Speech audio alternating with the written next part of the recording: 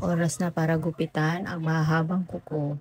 So, gagamit tayo nitong nail trimmer. Maganda to kasi may ilaw siya. For example, ganyan. O, diba? Kaya kahit madilim yung environment or surrounding, makikita mo yung gugupitan mo. Kasi ayan, may pailaw siya. Tapos ito yung grinder niya and meron pa siyang extra grinder here. So, how to use? Pindutin mo lang siya dito.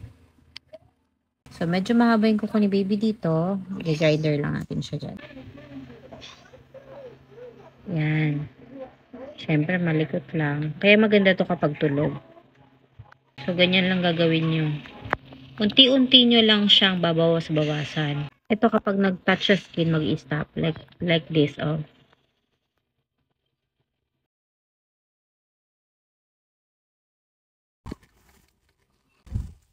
Okay na. Ayan, oh. Ganyan nyo siya.